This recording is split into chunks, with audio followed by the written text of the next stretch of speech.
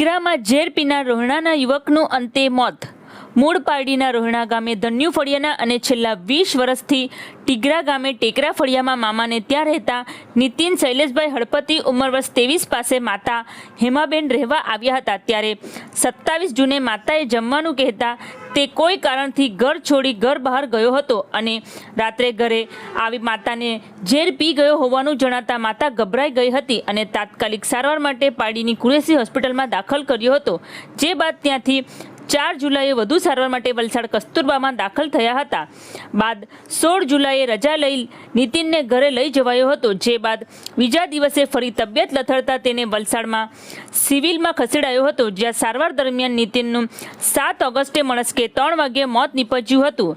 નીતિને કયા કારણે ઝેર પીધું હતું તે જાણી શકાયું નથી। હાલ પારડી પોલીસે એડી નોંધી વધુ કાર્યવાહી હાથ ધરી છે।